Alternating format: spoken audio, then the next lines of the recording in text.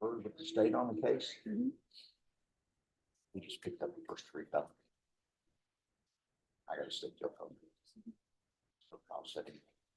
So we're in agreement to ask for a reset, and I've got all the discovery. Okay. What's the name? Tennyson. So much appreciated. But Sean, I know we said everything is going to run smoothly. It is, Judge. It's Friday Eve.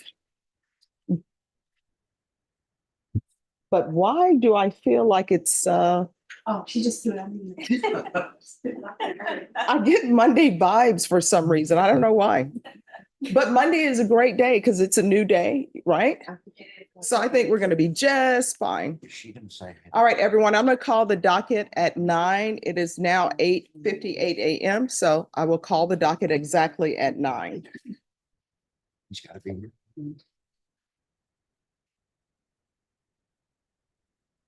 Hello. But Sean, Renee is coming in with headphones on. You know, it reminds me of the football players, like it's game day. He doesn't want to listen to the crowd. He just wants to get in the zone. He's in the zone.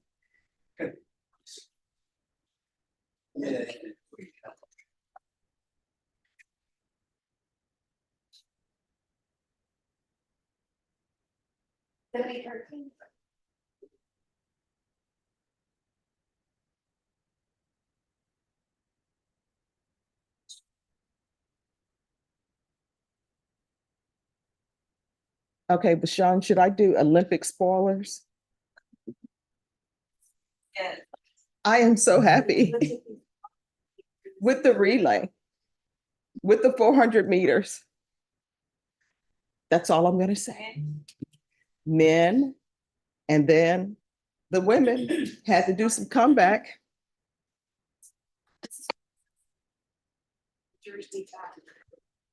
All right, everyone, I'm going to call the docket. When I call the docket, you need to stand and let me know you are here. Otherwise, I'm going to assume you're not, and a warrant may be issued for your arrest. Mary Isabella Hernandez. Oh, thank you. Ted Sanchez, custody. Paul Padilla, custody. Custody. Mark Ivy is still in federal custody. Jesus Prado, custody. George Hawkins, custody. Jose Gonzalez. Jose Gonzalez. Gilbert Orozco. There it is. Joe Yanez, custody. Jose Amador, custody. Miguel Perez Naranjo. Carl Fuller. Principal counsel, Your Honor. Thank you. Avery Anderson, custody.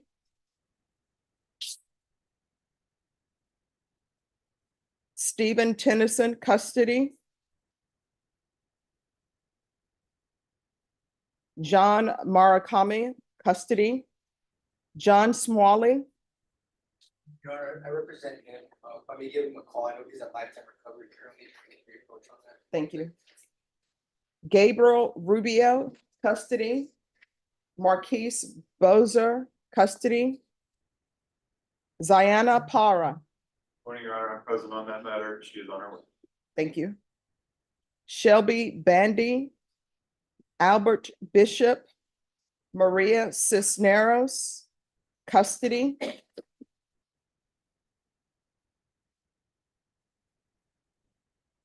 John Albert Casanova Paez. Where is he? We found lost him. All right, thank you. Amy Oliveras. Amy Oliveras. Your Honor, I'll double check on where she is. Orlando Medellin, custody. Yana Ganal. Yana Ganal. Alyssa Gonzalez. Alyssa Ann Gonzalez. One of mine are, Thank you. Faith McGarity Young. Faith Arana McGarity Young. All right, is there anyone who's present and your name was not called? All right, attorneys, these are the rules of the court. Sometimes I have to repeat these because people forget. Number one, when we're on the record, if you have a client who's in the box, don't talk behind the court reporter. Just ask the deputy and the deputy will move your client to the end. To the left, my left, are criminal trial division files. To my right are family violence files. To make things run orderly on this Friday Eve, all you need to do is grab your file, place it on the prosecutor's desk, have a seat. They're going to call you in the order of appearance. Please follow these rules, because if you don't, you're being sort of disrespectful to your colleagues for the ones who are following the rules. If you have a client who's in custody, yes, they need to be brought out. Just ask the deputy, they will bring your client out. If your client wishes to speak to the court in a language other than English, you'll need to let the clerk know so that they can call an interpreter down. Do not approach the court unless you have conferred with the state and conferred with your client. Once you are ready to approach the court, all you need to do is approach the coordinator or the clerk. They will give me your file. I will call you in the order of appearance. The only exception to that rule is if someone needs an interpreter. And the reason why I do that is because there's a limited number of interpreters, and I try to get them in here as quickly as possible and move them along so they can go to another court. Please do not give me the stare down once you've had your file placed up here, because guess what? I'm calling you in the order of appearance. Just have a seat. I'm going to get to you. All right, today is Friday Eve. We should be all excited because tomorrow is Friday. And whether today is a great day or a bad day or a mediocre day, tomorrow's Friday. And then after that, it's the weekend. Of course, the bad news is once Friday ends, really your weekend is gone. Monday's right around the corner, but it's going to be a great day. All right, everyone, please confer.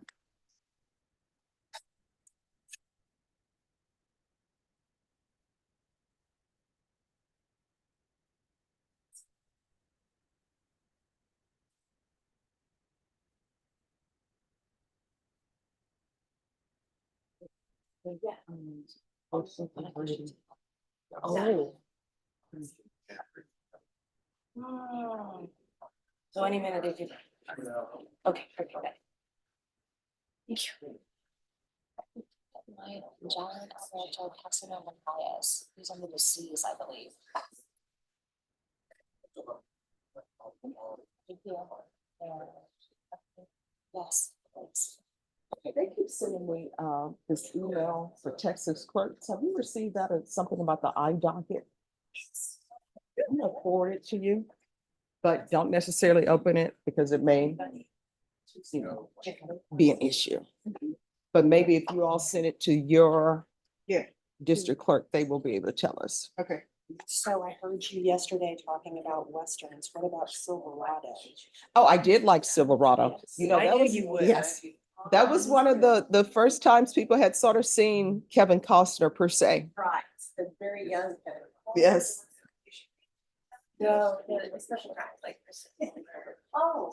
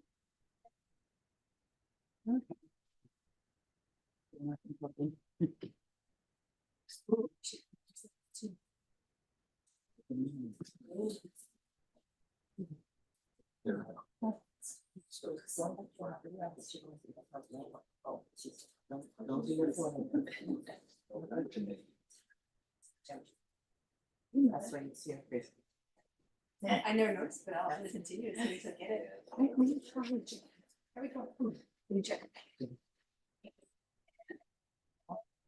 Yes.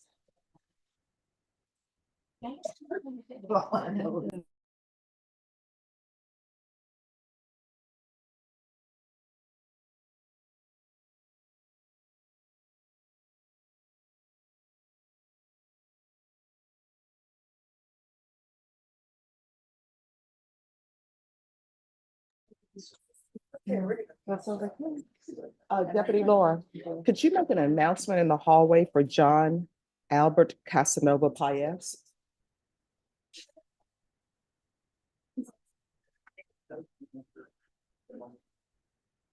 Oh, yeah. Yeah. That's right. All right, Daphne, could I see you, please?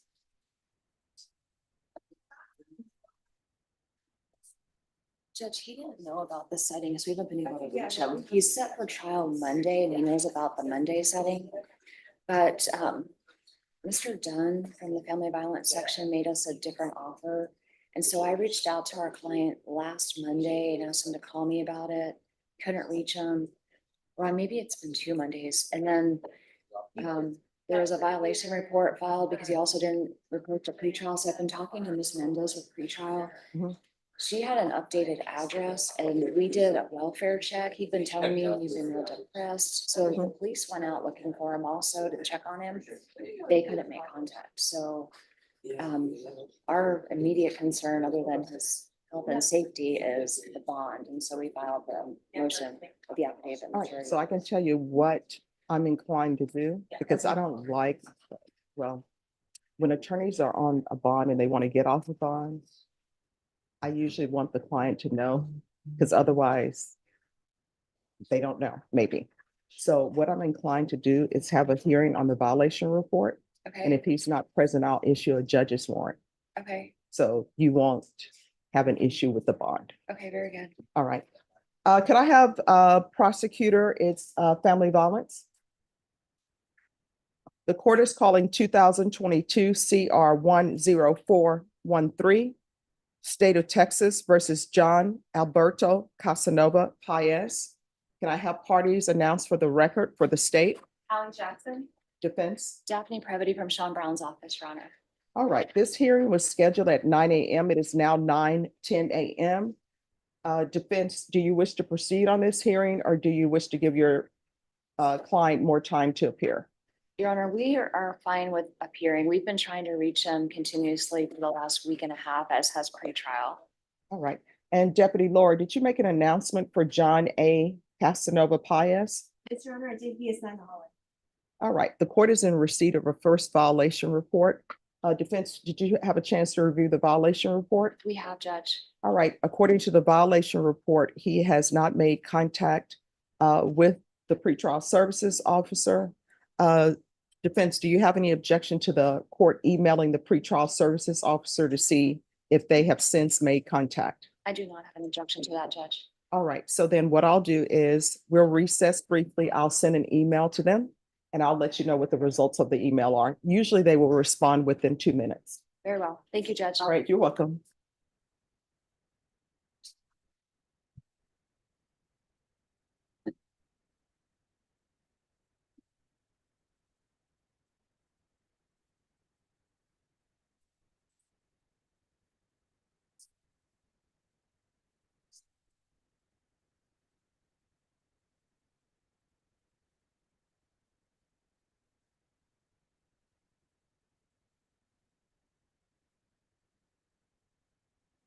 So John, this is a violation report. So sometimes when people are on bond, they go through pretrial services and pretrial services monitors them while they're on bond because their case hasn't been indicted. So what ends up happening is pretrial services will have them report and they're supposed to report and check in. And if they have any drug issues or alcohol issues, they'll try to get them in classes to address that. And so when they don't report, I will receive a violation report and the violation report will tell me what pretrial services is saying they're not doing. Sometimes I'll receive a report and then the person is in compliance and I don't receive a report that they're in compliance. So normally before I have a hearing on these. If it's just that the person hasn't reported, I'll ask the defense, do they have any objections to me sending an email? And I'll send an email to pretrial services to see if they are currently in compliance, because sometimes it gets crossed. So I sent an email to his pretrial services officer and to the pretrial services officer supervisor in case the pretrial services officer is not available. And they're going to send me an email back shortly to let me know if they've had contact with him. So right now they're probably searching through their emails to see if they, or their notes to see if they've had contact. So, yes. So they just sent an email. On Paez.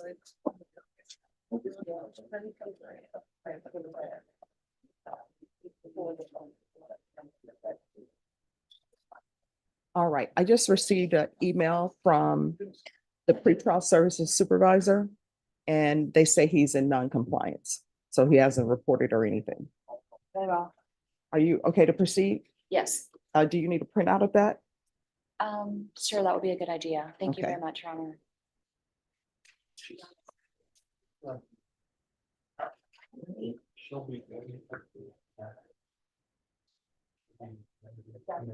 Oh, no, oh, fine, something else. Here you go, sir.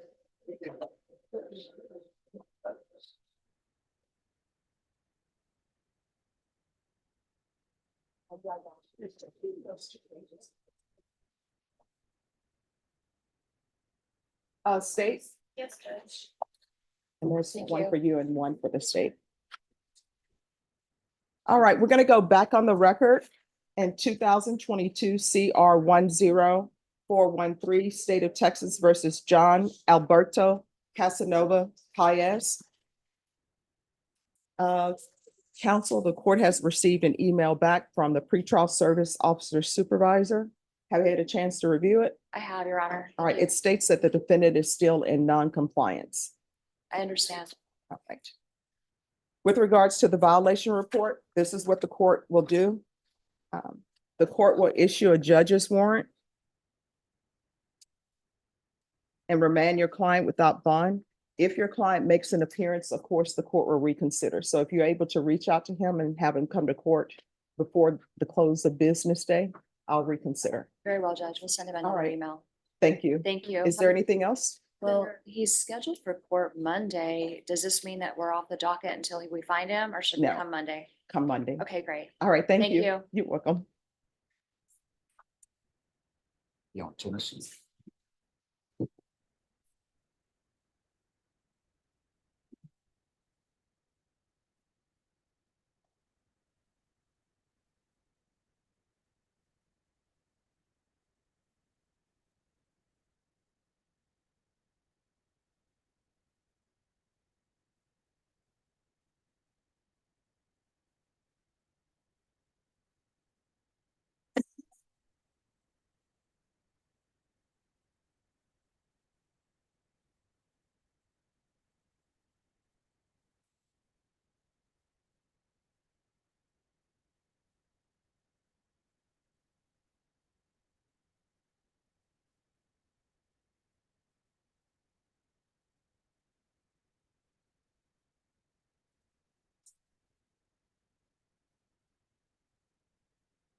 And on that one, Yaya, I just issued a judge's warrant, so the defense's motion is mute.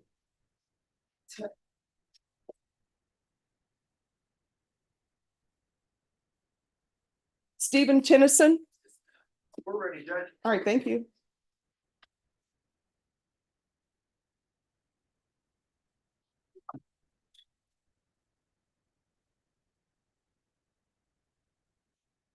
All right.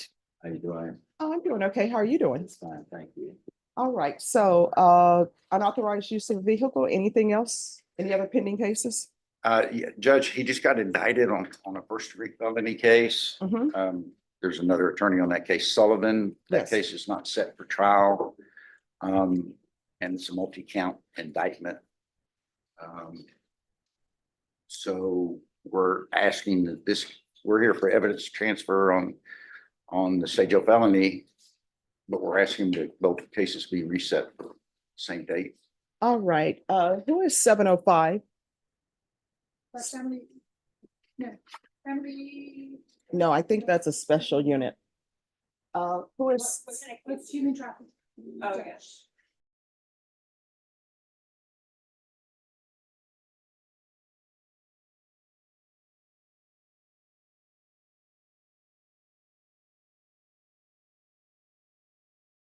Thank you. Thanks, yes, thank you.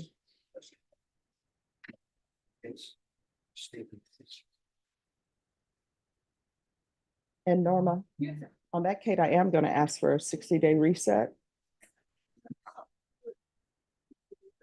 Okay,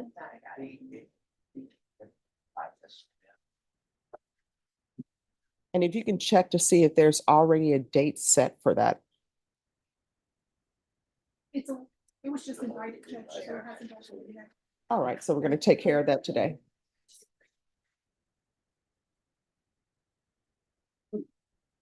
Yeah, it was that. Okay.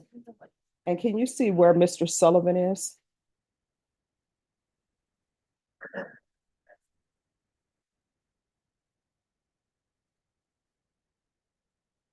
Oh, Deputy Laura. They say today is International Cat Day. Celebrated by them at home.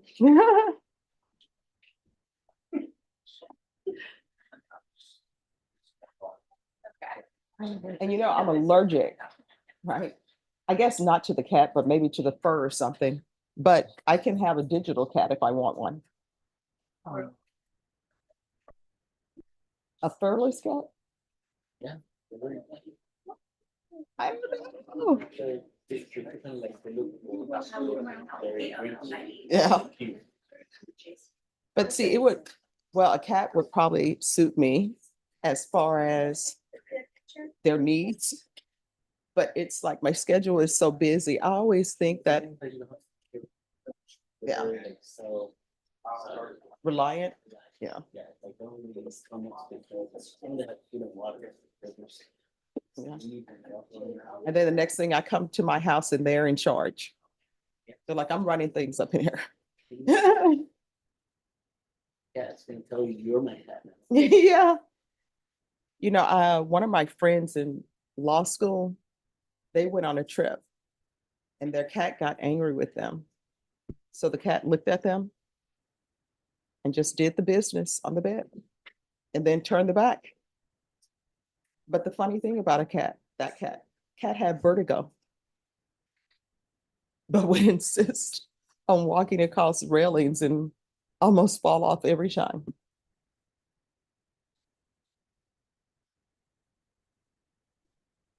I prefer dogs to you.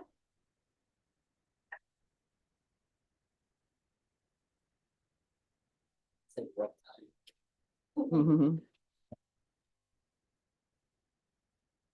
There's a lady who has dogs, and oh my gosh, she takes such good care of them. She bathes them, she brings out the coconut oil, she massages them. Oh, that is, oh, is he currently alive? Oh, let me see. Deputy Laura, our intern had a bearded dragon. Oh, that's a bearded dragon. Yeah. May he rest in peace. What happened? I went to, I think that time I went to Neola, the city conference. Mhm. And like the neighbors, they talked to them, they care them, and they didn't really do a good job. So, What did they say? Sorry? no, They're like- they didn't really start it up. Like, They're just like, they were embarrassed, but they happened to. yeah. Oh. Yes. Oh, you do? Yes, let me see the turtle. Oh my gosh. Scooter? Okay, she has a turtle. His name is Scooter. Oh my gosh. I like him.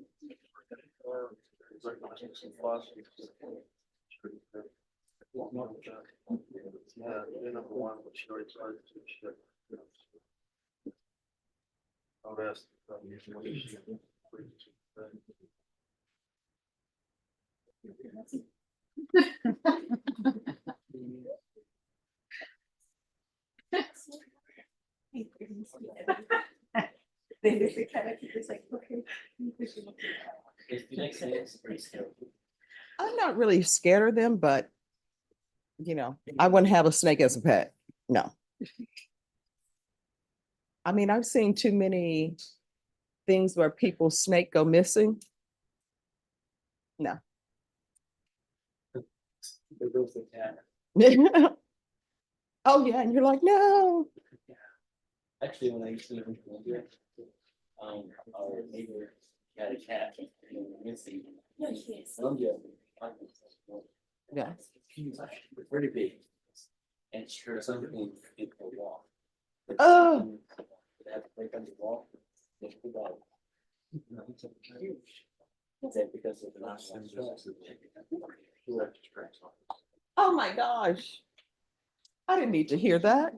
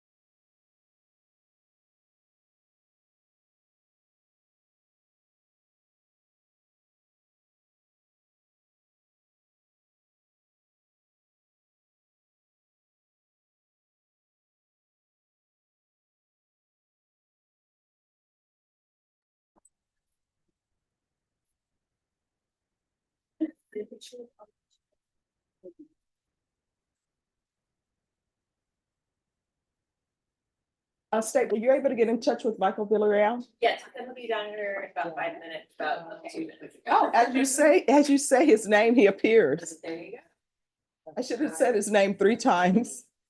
Come forward, yes. All right, Mr. Tennyson. Stephen Tennyson, come down, please.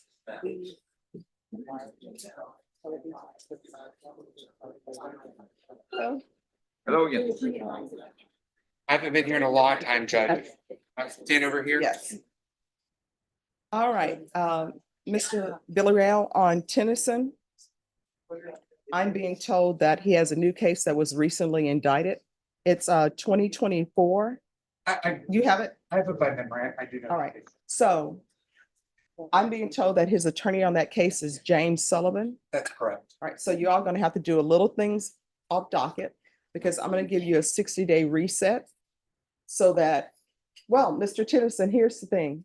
Either you want your attorney to have the information or you don't. When I give resets, what ends up happening, if your attorney speaks with Mr. Villarreal, and they want to come in sooner, they can always come in sooner. I will be here. But it does no good for me to set your case based upon my experience and the nature of this case. I'm sure there's a lot of discovery that needs to be given to him.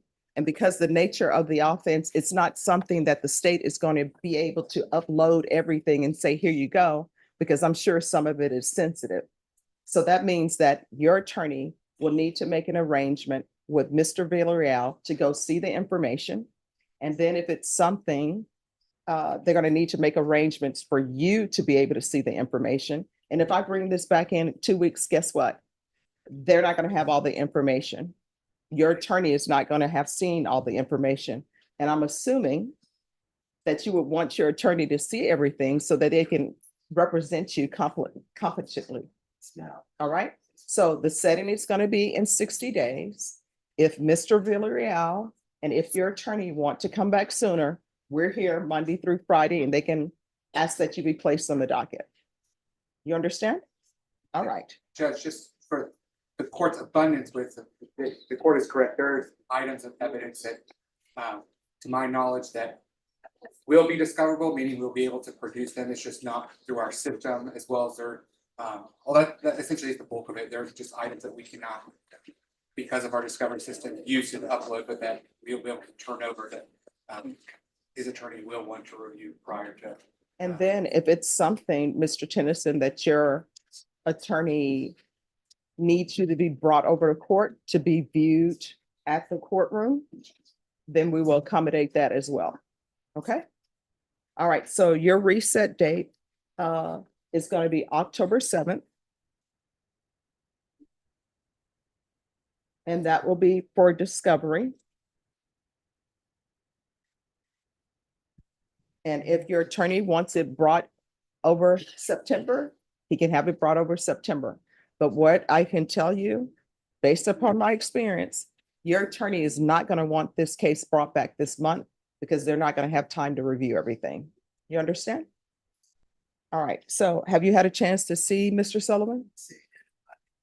All right. So you just have a seat here. You know your reset date, and we're going to have Mr. Sullivan come down so you can meet with Mr. Sullivan. All right. And then you've met with your attorney here. And what I can tell you, the case that this attorney is on is a state jail felony. So the case that Mr. Sullivan on is the higher level felony. And I believe, correct me if I'm wrong, I believe that's going to be driving the ship. Yes, Judge, it's a first degree felony where he's not even parole eligible or probation eligible. Yes. Can I ask this Judge, question? last time you had my client speak, he speaks about the case. I'm No, I'm not instructing speaking him about not to no case. speak. He don't even come. talk Here's the to me. thing. He don't even come. Well, talk let me, to me. I want you to hear me, and I want you to internalize what I'm saying. Yes, ma'am. This attorney is on a state jail felony case. The range of punishment is 180 days up to 2 years in the state jail facility. Your other attorney is on your first degree felony case. Okay, I understand that. All right, so the state and your attorney and this attorney is not going to want to do anything with the state jail felony case because the main case is the case that's just been indicted. So this is what I'm going to do, and I want you to internalize what I'm saying. Your attorney, Mr. Sullivan, the court coordinator is calling him. It's going to have him come over. You understand? If he doesn't come over, what I'm going to do is I will have the deputies bring you back for Monday and we'll make sure that he's here. Thank you. And you can ask him whatever questions you want to ask of Thank him. you. Thank you. All right, do you understand? Yes, I do. All right. I do. All right, is there anything else? Thank you, sir. Thank you. All right, so Deputy Laura, if he can remain in the box, his attorney, Mr. Sullivan, is going to be coming over. All right. And Judge, I'll hang out and I'll go get the business file. All right, thank you. Thanks. Mr. Attorney. Mr. Attorney. Sir. Oh. He's ready. Thank you. Thank you.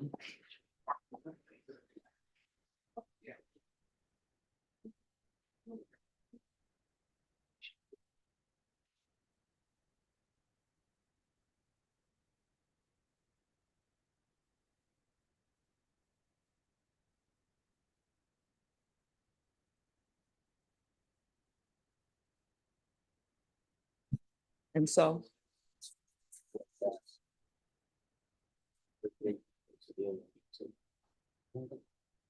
I'm sorry. It depends on whether or not they reach an agreement, and usually the state will take a case in consideration for a plea on the other one. But when you have someone, let's say, have an evading arrest vehicle, that's a third degree felony, 2 to 10 years. But then let's say they're charged with murder, and the murder case is 5 to 99 years or life. Defense attorneys don't want to plead anyone to the evading arrest because if they go to trial on the murder and if they're convicted, then it comes in, hey, by the way, this person was convicted of evading arrest as well. So usually attorneys will try to work out the higher level felonies, and that will take care of everything else. Sometimes you have people in felony court and they have misdemeanor cases that are pending. And of course, people want to take care of these cases and not the misdemeanor cases. And sometimes pleading someone on the misdemeanor case may increase the level up here. For example, if somebody has a misdemeanor case downstairs and it's some sort of way related to the felony case, people don't want to plead their client down there because that causes other issues. Like sometimes you have someone who's charged with, let me see, maybe driving while intoxicated, and it's a misdemeanor. Well, let's say they get that case and the police officer searched the vehicle and there are drugs in the vehicle. So now they have a felony case as well as that misdemeanor case. Well, no one really wants to plead to the misdemeanor because that has different connotations about, hey, care, custody, and control of the drugs in the car, that type of thing. All right, the parties on Shelby Bandy. Have you all conferred with the probation? All right, are y'all ready to proceed? All right, please come down. Court is calling 2023 CR 7684, State of Texas versus Shelby Bandy. Can I have parties announced for the record for the state? Andrew Harris, Aiden. Defense? William Davidson. And are you Miss Bandy? Yes, ma'am. Did you review the document entitled Motion to Enter Adjudication of Guilt and Revoke Community Supervision with your attorney? Yes, ma'am. Did you understand it? Yes, ma'am.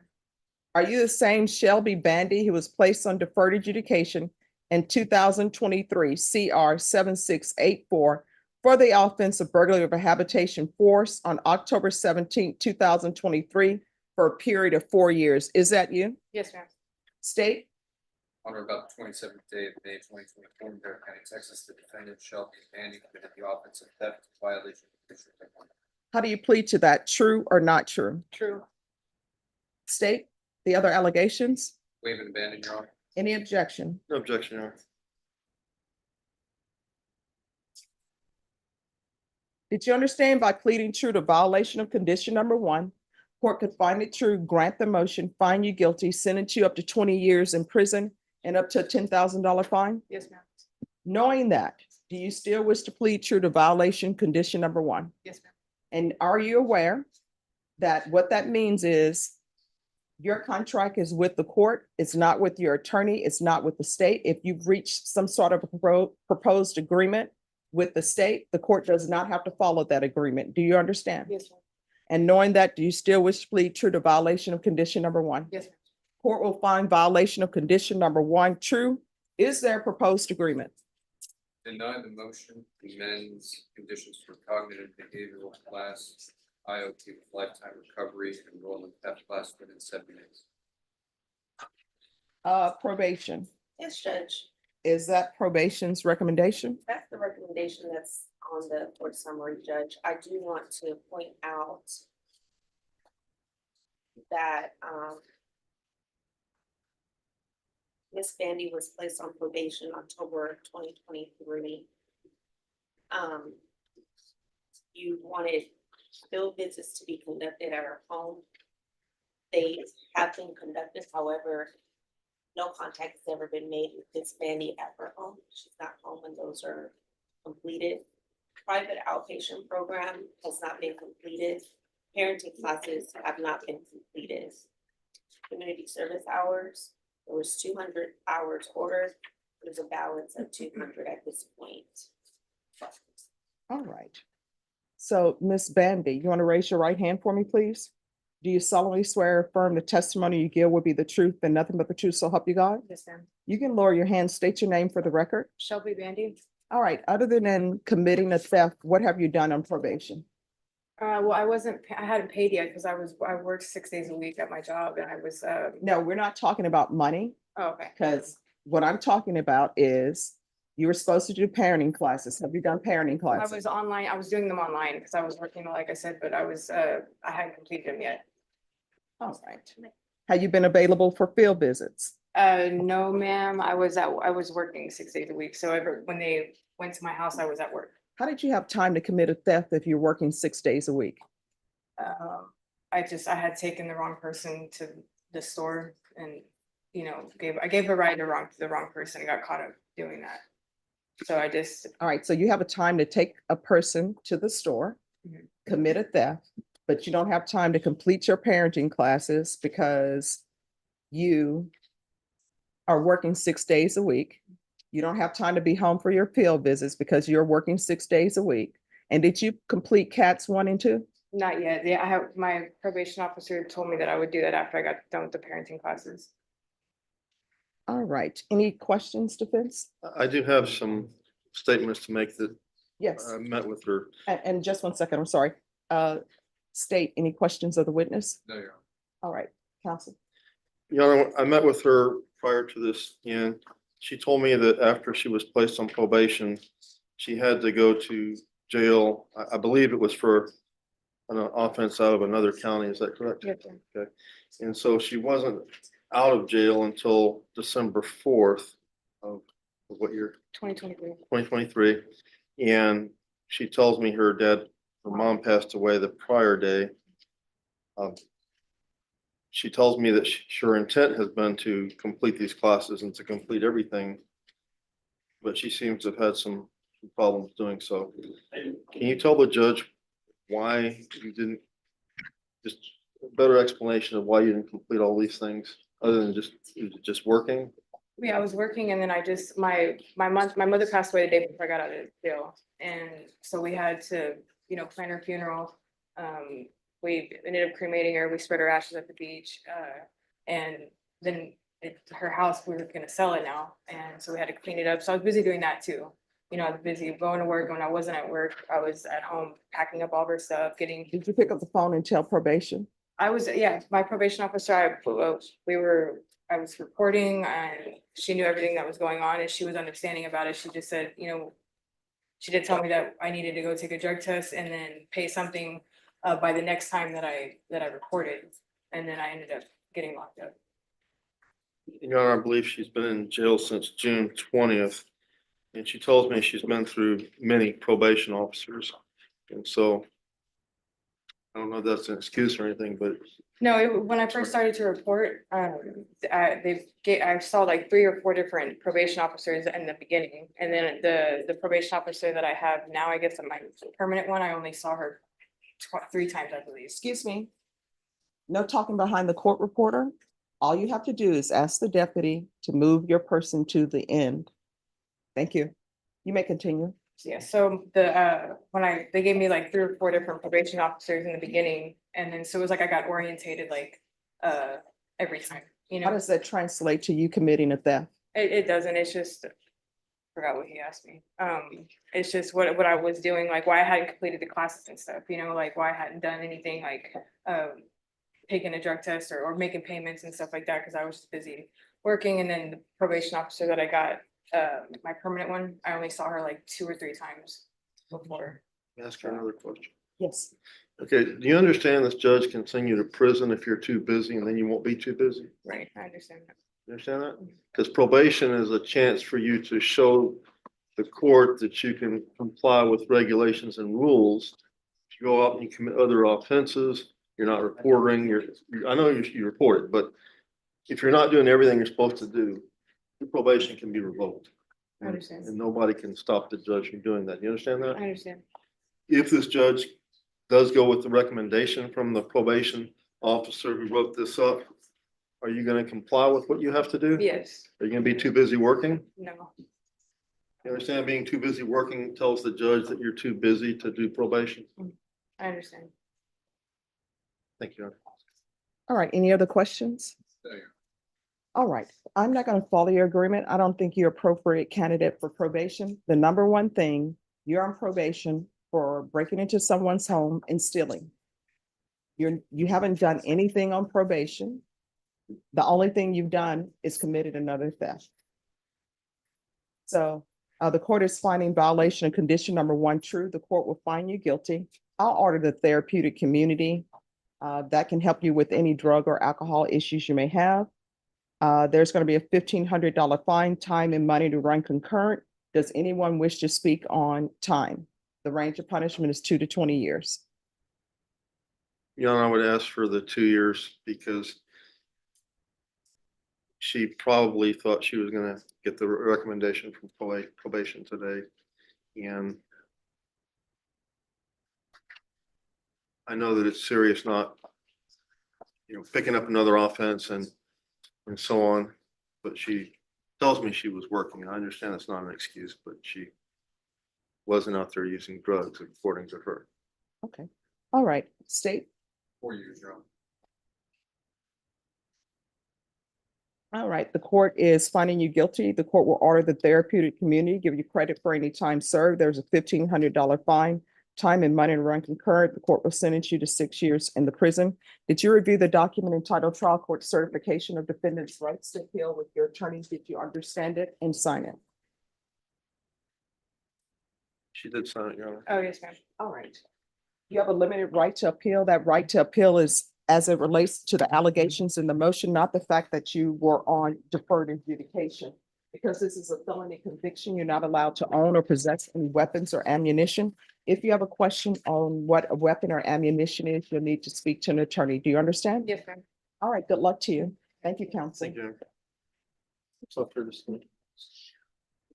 Mayor, excuse me. Yes. Thank you. All right, who is here on Maria Cisneros? One who's talking. You're Also, I'm not a cat. not a cat. Okay, Judge, we're here on a PSI. all right, just give me one moment. Let me just pull up the TAP evaluation.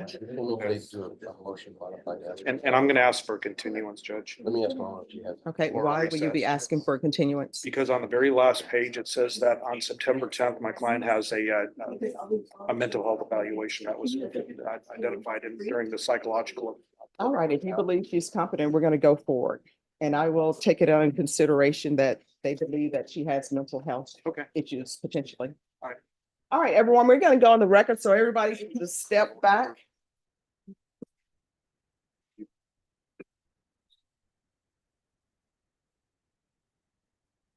Court is calling 2024 CR 2004 and 2024 CR 2158. Make sure your phones are on silent. State of Texas versus Maria Cisneros. Can I have parties announced for the record for the state? Andrew Harris, Salem. Doug Defense. Campbell, I'm sorry, Judge, Doug Campbell. And are you Miss Cisneros? Yes, ma'am. All right, you entered a plea of guilty in each of these cause numbers. On June 24th, a PSI was ordered. Have both parties had a chance to review the PSI report, state? Yes, Your Honor. Defense? Yes, Judge. Any objections to the PSI report, state? No. Defense? No, Judge. Have both parties had a chance to review the TAP evaluation? Yes, Judge. Any objection to the TAP evaluation, state? Defense? No, Judge, but in the TAP evaluation, it does say that she needs to have some additional evaluation that's scheduled for September 10th, 2024. All right.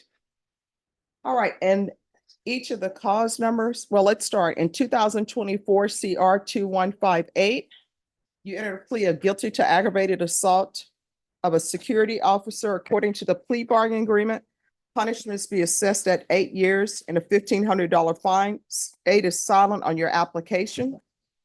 And cause number 2024 CR 2004, you entered a plea of guilty to retaliation. According to the plea bargaining agreement, punishment is be assessed at 8 years in the prison, a $1,500 fine, and the state is silent. Defense, any witnesses? Yes, I'll call my client. All right, can you raise your right hand for me, please? Do you solemnly, raise your right hand? Do you solemnly swear or affirm the testimony you give will be the truth and nothing but the truth, so help you God? All right, you can lower your hand. Make sure you speak up and Yes. state your name for the record. Maria Cisneros. All right, everyone in the box, you all need to whisper. All right, defense, you may proceed. Thank you, Judge. Maria, you understand that you're here on 2 different charges, is that correct? Yes. And you know that they're very serious allegations and that you pled guilty because you are guilty. right? Yes. Would you tell the court a little bit about your mental health record? What's your diagnosis and how are you being treated? Bipolar, depression, and ADD, and they have me on Zyprexa. When did you start taking the Zyprexa? A few weeks after that, I was arrested. And what were your symptoms prior to taking the Zyprexa and prior to your arrest? Unstable, Unstable what? mood swings. Okay. And as a result, you were probably making some pretty bad decisions, is that correct? Yes, And that includes the actions that led you to be here before the court today. yes.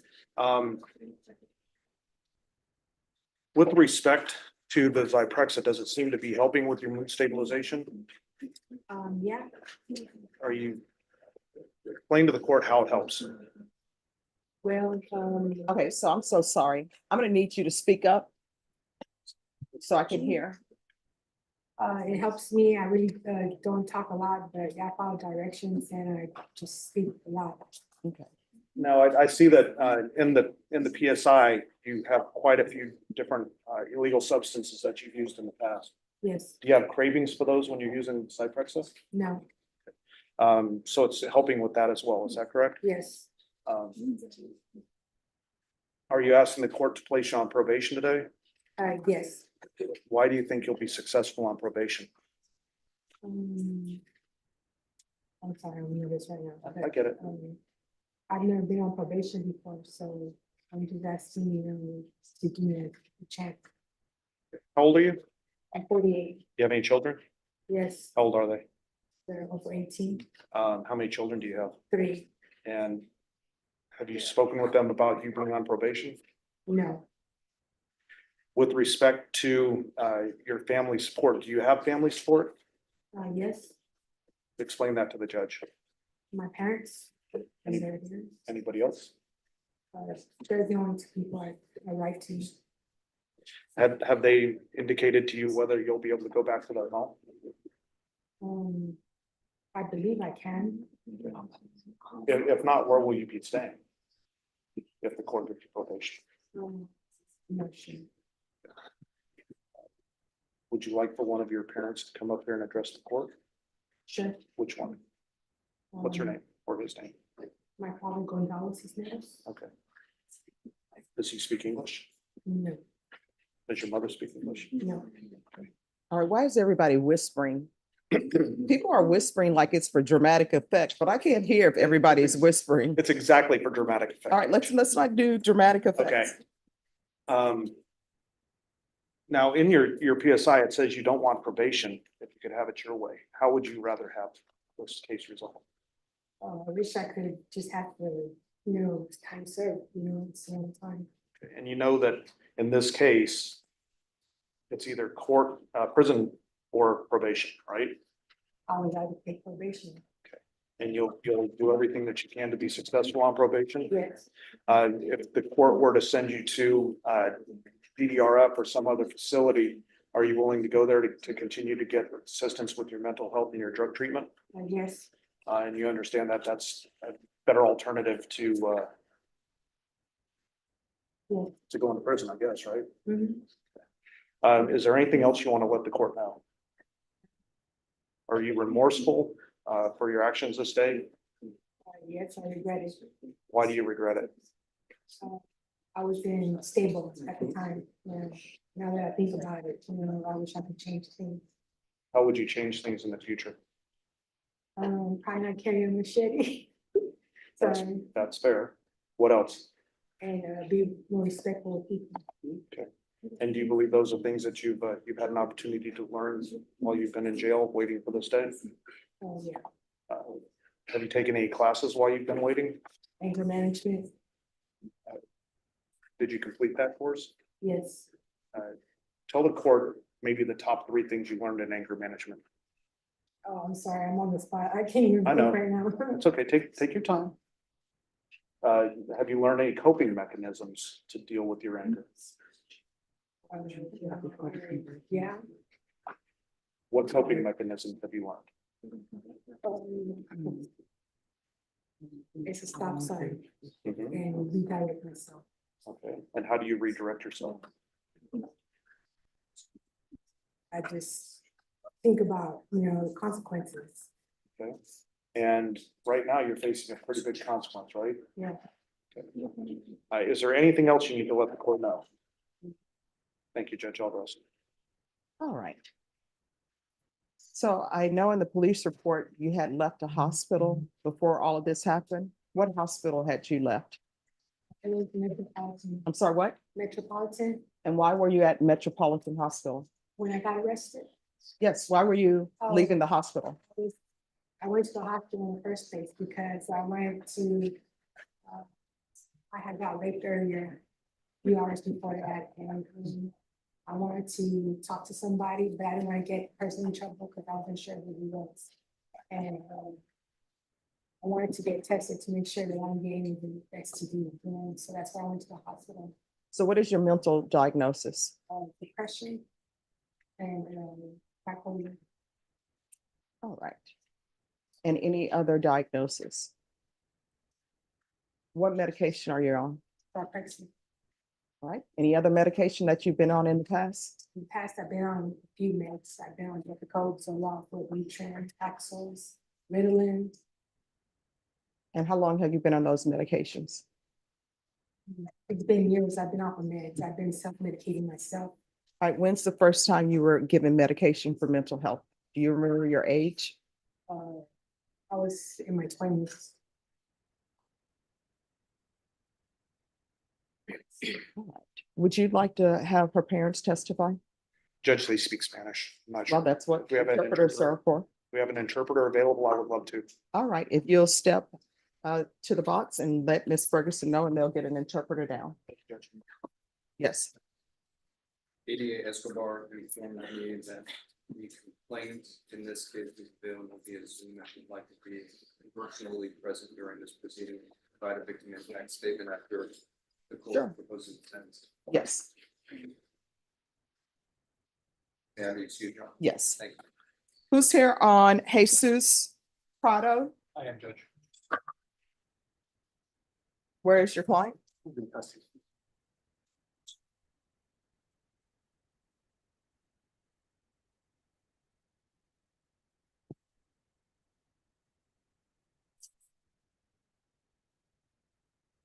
All right. Court is calling 2023 CR 11451. 2023 CR 11452. 2023 CR 11453. 2023 CR 11454. State of Texas versus Jesus Prado. Can I have parties announced for the record for the state? Jason, your hand up. Defense? Ernest Acevedo for Mr. Prado. All right, we'll start with the motions defense has filed. It's motion to modify bond conditions, and it's to remove the no contact order and replace it with no harmful or injurious contact. State, are you a chance to review the motions? Yes, we have. Any objections? Actually, no, Your Honor. We had contact with the mother of the children. And she sent an email. I've sent it to defense. If I continue that to the court without any objection. No objections. That was sent to Mr. Acevedo, but then the mother of the children forwarded that to my advocate.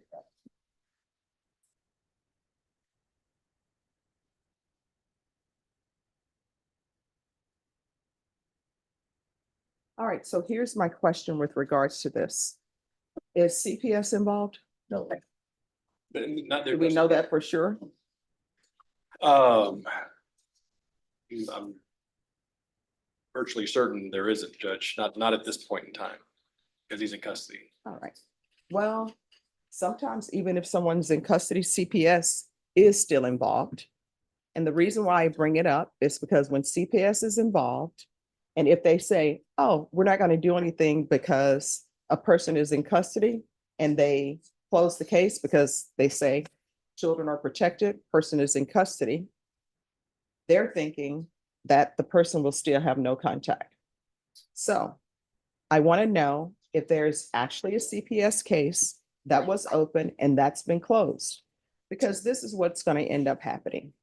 If there was a CPS case and if they closed it because they're saying no danger because you're in custody and then there is contact, then what's going to happen is the new CPS is going to be open and they're going to be wondering why Judge Boyd allowed contact. So I need to know if there was a CPS case and whether or not that CPS case has been closed. And if there was a CPS case and it was closed, 9 times out of 10, it was closed because they say person is in custody. So before I make a ruling on this, I want to know that fact and not just people saying it. We'll check into that, Judge. All right, thank you. I don't know why somebody's raising their hand in the back, but Oh, There's family here, Judge. I'll Okay. talk to them after. All right, thank you. So the next thing is today, there was supposed to be an offer tendered. Has an offer been tendered? No, it's not, Your Honor. All right. How much time do you need? Well, we need this time. I did speak with defense counsel. I don't believe, we spoke about him, then in a sense, not being ready for an offer, but if he's asking for one more expert, I believe. There's a lot of medical evaluation going on right now, Judge, and there's an expert who said there's an issue that's come up that requires a different kind of expert. I'm trying to find somebody. How long is this gonna take? Well, I think I can have a name pretty quick, but there has to be an evaluation, and that's gonna take at least 60 days minimum, I would think. All right, so here's the thing. I'm gonna reset this for 60 days. And in 60 days, an offer needs to be tendered whether you have your expert or not. Yes. I understand, Judge. All right, Ms. Ferguson, what date? October 7th. All right, we're gonna come back on October 7th. An offer will be due. Plus acknowledgement of discovery. Is there anything else? No, ma'am. All right, and with regards to the request, defense in your motion, of course, you can set it on the docket or whatever and just bring that information. And I would prefer if there was a CPS case that was open, if you could have the caseworker zoom in. If there's no objections to the caseworker zooming in. No objection to that, Judge. I can have an answer for that pretty quickly. All right, thank you. Just let Ms. Ferguson know and she'll put it on the docket quickly. Yeah, thank you, Judge. You're welcome.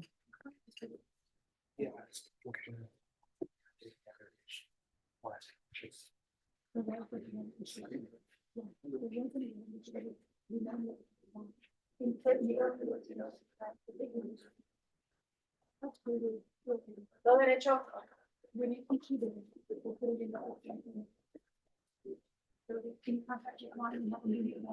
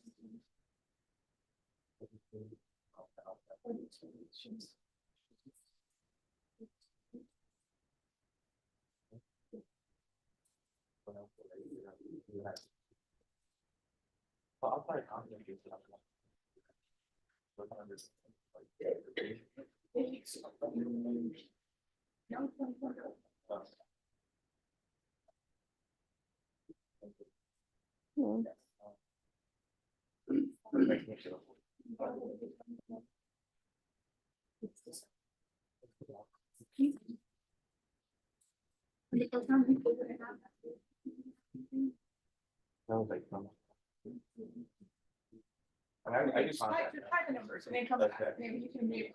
Yes.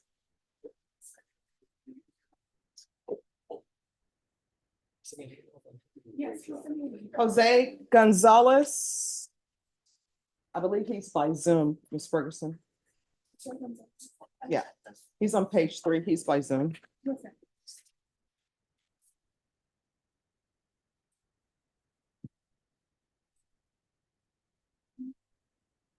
John Swamley. All right, thank you. Ziana Para. All right, thank you.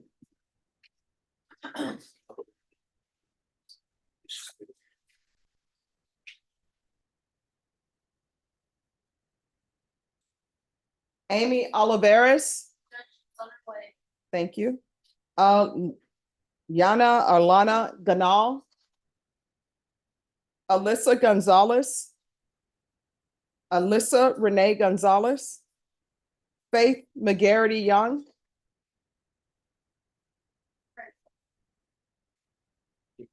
Oh, she's back there. Oh, thank you. Maria Cisneros. Maria Cisneros. Has the interpreter come for her yet?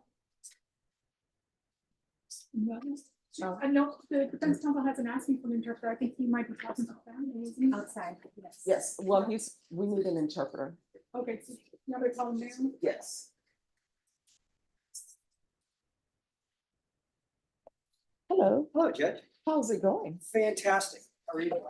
Oh, I'm doing okay. It's Friday. What more could you ask for? If you ask for anything else, maybe you're being greedy. I don't know. Yeah, but it's Friday Eve. Yeah, I work for.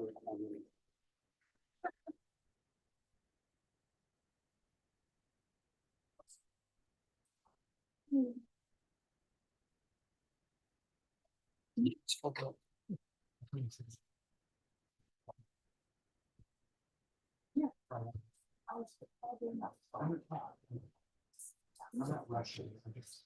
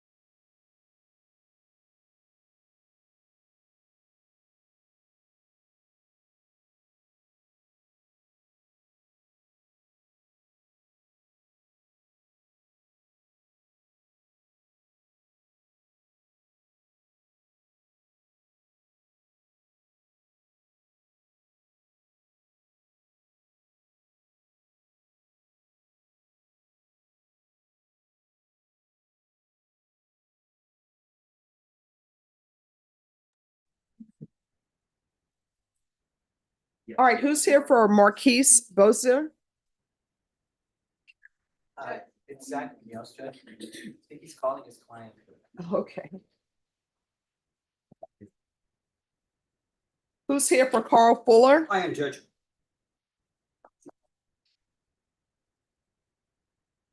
Who's the state? So Yes. Judge, I got hired on this case about 2 weeks ago. I spoke with the state this morning and provided some evidence for them that they're gonna try to obtain some body camera videos related to this incident. I don't think they had been informed of that by the previous attorney. So I'm asking the court for a 30-day reset. I guess you think that's enough time? More than enough. So we can try to get the discovery on this case. How much time are you requesting, state? How I much? think 30 days is one of those where it gives us still a little bit of a buffer, just in case there's some issue with them getting the evidence to us. Mr. Bauer did give us, it was a SAP case number that we're gonna look up the police report to then see if we can get body cam from. And then I believe he's also gonna send us other mitigating evidence. All right, Ms. Ferguson, Yes, ma'am. I need a 30-day reset for discovery and state you'll need to be prepared to tender an offer at that time. Yes, ma'am. So we got September 5th. All right, we'll bring you back on September 5th. Thank you, Judge. Thank you for dressing appropriately for court. Carl Fuller.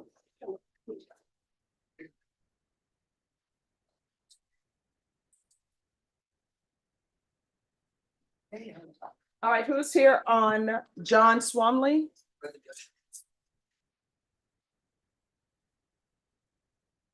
And after John Swamley, it will be Hawkins. And I'll be on Hawkins as well, Judge. Right after. All right, who's the party on, there you are. All right, so where are we on the CPS records? So we received the CPS records, Your Honor. We just do need to provide a copy to the defense. We have an agreed order that needs to sign and we will be tendering to the court. All right, thank you. All right, Ms. Ferguson, on this case, state, were you prepared to tender an offer today or no? We can. All right, so Ms. Ferguson, if you can recall this in 30 days, that's gonna be your plea deadline date. September 5th. All right, we're gonna come back on September 5th. Yes, Judge, I appreciate it, and just want to let the court know that my client is currently at lifetime recovery, working on his recovery, doing well, and we expect him to, Oh, awesome. with God's grace, finish completely and get that certificate and continue his sobriety, Judge. So All right, continue 1 day at a time, 1 minute at a time, 1 hour at a time, okay? Yes, ma'am. I plan on a lifetime. All right. Thank you, John. Thank you. We'll send the reset form and do the excuse. All right, yes, sir. Renee, who's your client? John Swanwood? Thank you. Yeah, thank you, Judge. You're fine. I can reach.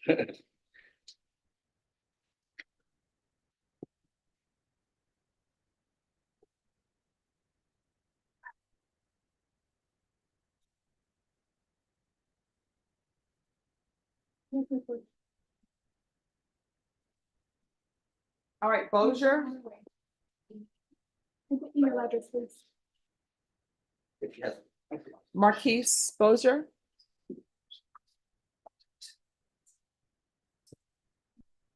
Mr. Munoz, Renee, not Renee, Zach Munoz. I'm gonna go grab these.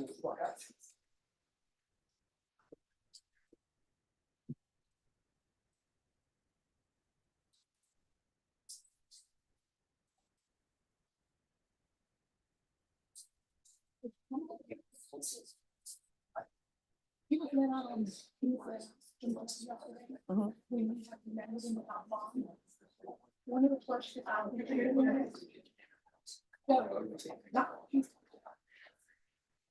was a hundred. Mhm. They did not issue out the warrant on this case, but he was let out. I gave the numbers to the council, contact with the client. Okay, all right, we'll take it up. Okay. Yes. Yes, well, we're gonna. All thank you.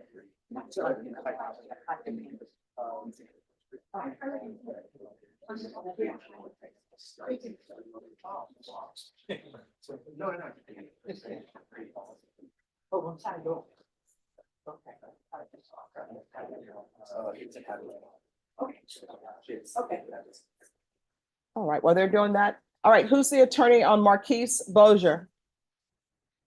I don't know where he went, Judge. Who is his attorney? Exactly. Thank you. All right, the attorney on George Hawkins, Yes, Your Honor. are you all ready to proceed? Yes, sir.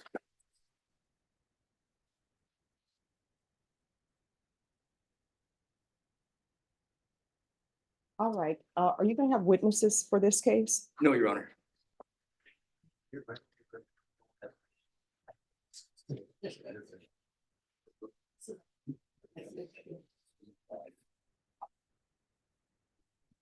All right, court is calling 2024 CR 5390, State of Texas versus George Laverne Hawkins. Could our parties announce for the state? Andrew Harris said we could stay. Defense? Renee Munoz. And are you Mr. Hawkins? Yes, ma'am. You entered a plea on June 20th, 2024 to the offense of assault of a peace officer. According to the plea bargaining agreement, punishments be assessed at 6 years in the prison. The state is silent on your application.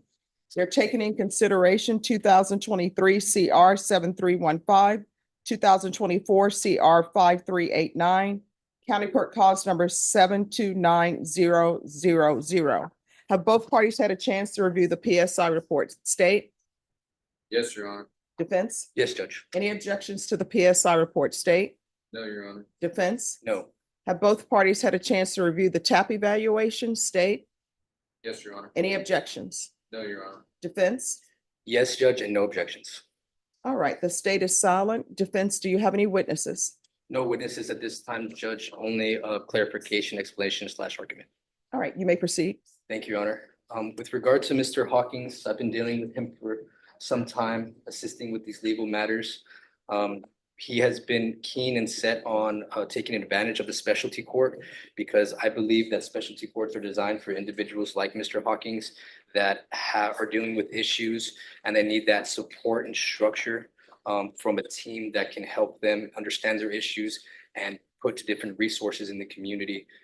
We did apply for veteran treatment court on May 30th. He was denied that court, albeit being a veteran and having served this country honorably, receiving an honorable discharge, because there is not a sufficient nexus between his issues and the service, according to the program, Judge. So after that denial of that program, we went ahead and had him considered for lifetime recovery. We did reach out and have him screened, and we do have documentation here that he does meet criteria and can go there if allowed by the court. We also reached out to felony drug court in advance to see if he would meet criteria for that program as well. I do have documentation here that he does meet criteria. However, he was denied at that time because it is obviously, the court is well aware, post-adjudication program, and we're not at that stage as of this time. So Judge, he's been dealing with some issues. He did graduate from University of Houston with an accounting degree in 2010. However, some of the issues he's dealing with, namely surrounding substance use, he uses methamphetamine, things of that nature, had led him to be homeless and have some interaction with law enforcement. The nature surrounding these offenses are not of an egregious type. He was arrested and fled out and made contact with the officer's shin, I believe. The other offense that he was charged with, Judge, he was actually at Cross Point, excuse me, and he was going to be emergency detained from there and taken to a facility. However, he was routed to the jail upon them alleging have spit on the back of the officer's head. So there is some issues here. We don't believe that the issues are necessarily attributable to a criminal mindset, more so a cry for help and need for treatment, Judge. So we're asking the court to consider the avenue of treatments with inpatient treatment facility. I referenced the PSI, and the PSI is recommending inpatient treatment.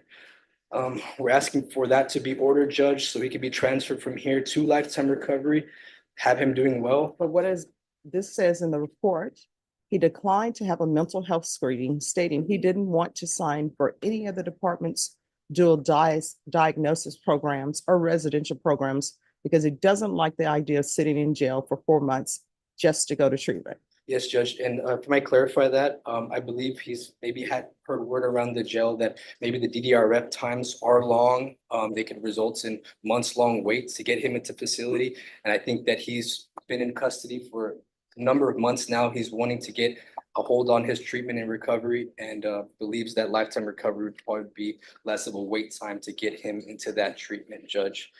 So I did explain that in the PSI with him, and he stated that was his concern about the mental health facility being a much longer wait and him waiting in custody until a bed opens up, where in contrast to that, the Bexar County is notifying me that they do have space for him at lifetime recovery, and they can readily transfer him there to get him on the road to his recovery and to turn his life around. And my suggestion, and I think the court hopefully is on the same mindset, that if he does that, it's going to put him in a better place to work the felony drug court program, which he meets criteria for, and give him that access to that specialty court, which we were vying for and trying to get with the veterans treatment court, but he did not meet criteria for that, Judge. For these reasons, we're asking respectfully for the court to consider that. I do have the treatment documentations of been evaluating him, Judge, as well, for the court to consider, just to verify.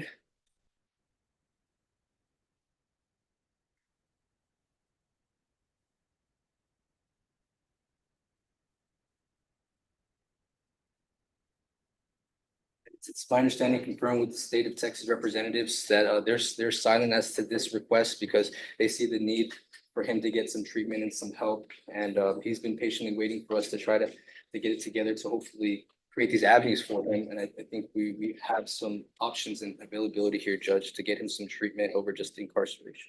All right. I see that he is a veteran and was honorably discharged. Yes, Judge. And it appears from reviewing the history and reviewing the instant case that there is an issue with drug use. There's an issue with mental health. Now, whether that mental health occurred due to his military service or not, the court doesn't have that information. So I'm going to give you a choice. Sometimes I can give people choices. Sometimes I can not give them choices. I always tell people, you can't choose how your recovery is going to look like in the sense of, I want this treatment, I don't want that treatment. Because if you could do that and write your own program, we wouldn't be here and you wouldn't have the criminal history that you have. So I can sentence you to 4 years in prison, or what's going to end up happening is I'm going to refer you back to felony drug court because I know they have a dual diagnosis program. If they don't accept you, you're going to safety. So those are your choices.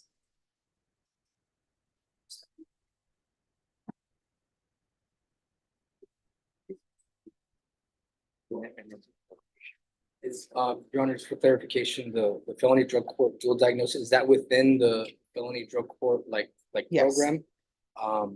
Would it still be an avenue for him to get treatment at lifetime recovery? If He's going to felony, if felony drug courts accepts him, then drug court will set his conditions. If felony drug court does not accept him, he's going to safety. Okay, yes, understood, Judge.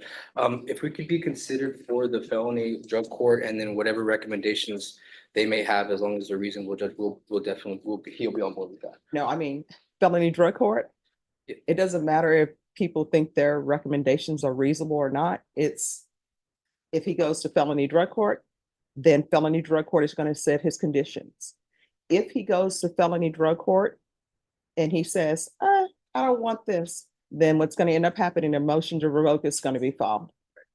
Yes, Judge, I understand. And ultimately, we're looking for an avenue for him to get treatment through a specialty court. So that's with the recommendation of felony drug court piece. He wanted me to voice that he would like to be considered for that and take part of that program. All right, the court is going to sentence you to 8 years deferred adjudication. Take in consideration 2023 CR 7315, 2024 CR 5389, 729000. He's to remain in custody for the following evaluations.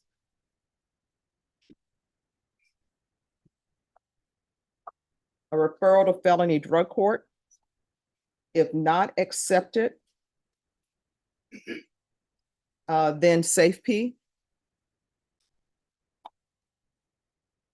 followed by aftercare.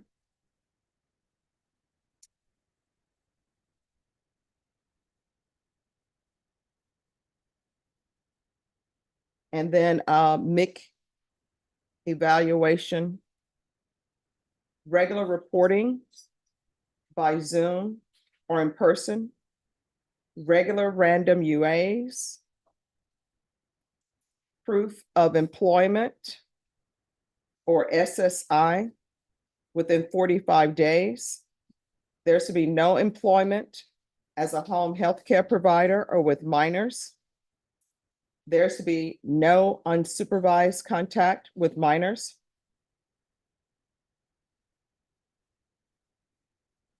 Anger management. Field visits 1 time per month until further notice.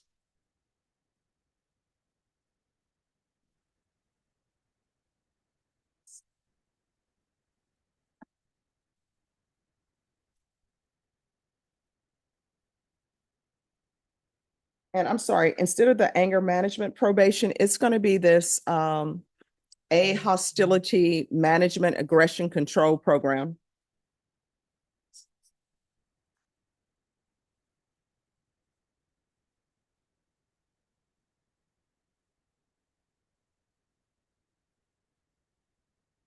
There's to be no contact with K Talley, Talley.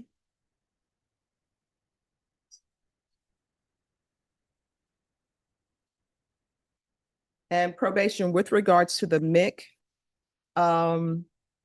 Maybe the best place for that, if he's not accepted in to felony drug court.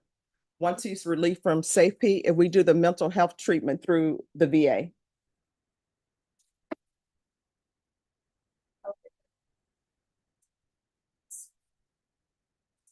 Probation, also, we'll do 200 hours of community service restitution.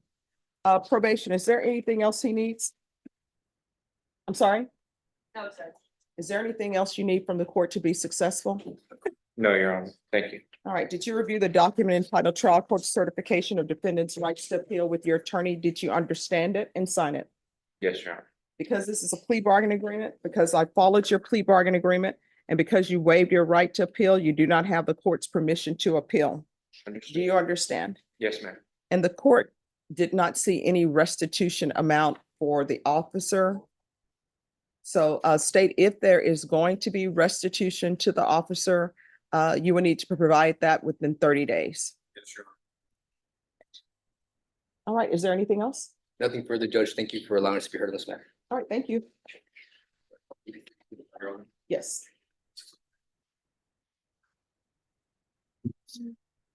When you choose the defense counsel and the defendant, is it fair? Yes. I'm so sorry. Yes, I'm gonna remember to do that. But yes, it's safe to assume that. Thank you, Your Honor. Thank you. Thank you for making my job easier. Every little bit helps, Your Honor. Yes. Cisneros. Yes. Then, The interpreter is here, Judge. all right, Cisneros, come down, please.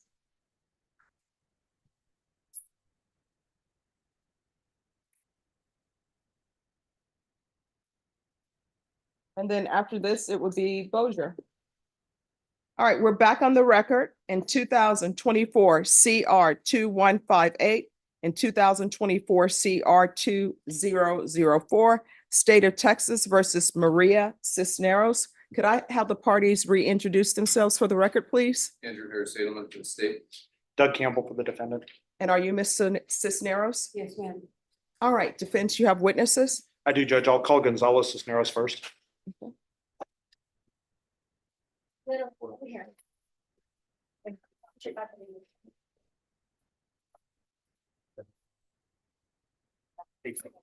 Apparently I need to talk a whole lot louder because they couldn't hear me in the back. No, they could not hear you. I'm telling Dramatic you. effect.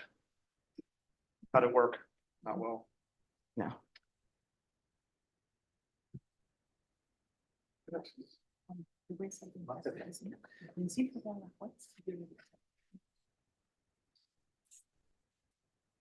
All right, we have an interpreter here. Could you raise your right hand for me, please?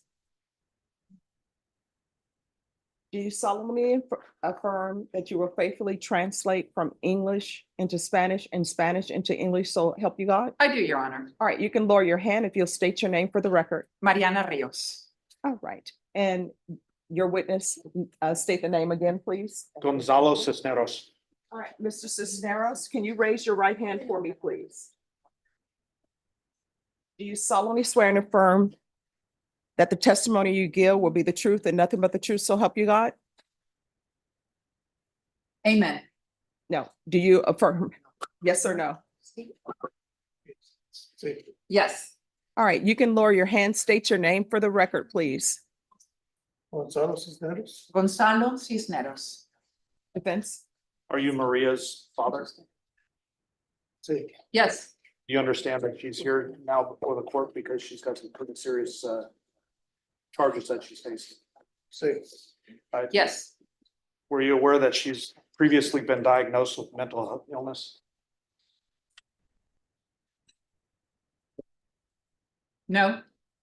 Does it surprise you that she's got a diagnosis for mental illness, that's been taking medication like recently? No. Do you understand that we're asking the court for probation for Maria rather than prison time? Yes. Do you have any thoughts on whether she would do well in prison or would she benefit from treatment outside of prison?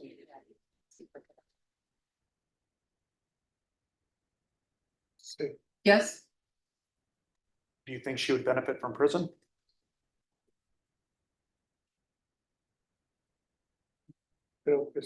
I think so. Why do you think she would benefit from prison rather than treatment out in the world?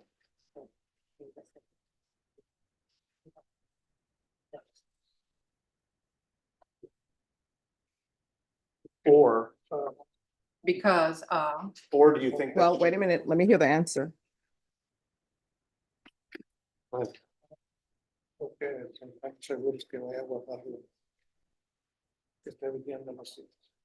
because we're not sure that she is going to keep coming to the appointments. But if she promises and promises to obey, then yes. Do you understand that she's already told the court she's gonna do everything she can to be successful on probation, including going to mental health appointments? Okay, Do you understand that? Do yes, you understand that she's already told the court that she's willing to take her medication so that she can continue to get mental health treatment?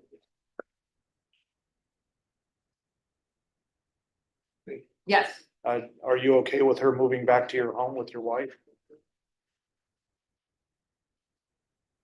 yes, And you understand she can't do that if she goes to prison, right? yes, So are you here to tell the court that you are going to support Maria in her continued efforts yes. Yes, with her mental health? yes, And do you have a plan to try to help her get to her mental health visits? Will you drive her? well, if there's time, yes. Thank you, Judge. That's all I have. All right, I just have a few questions. What has been your experience with your daughter and her going to appointments that have been ordered for her?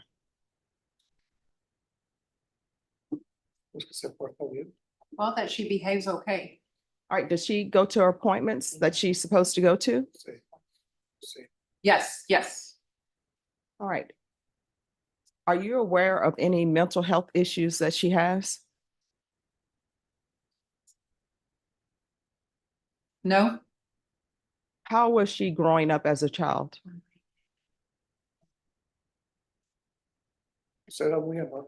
she was very kind.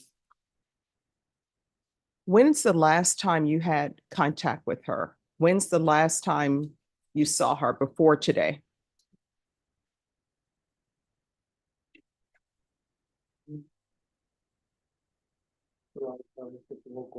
The other time when she had a court,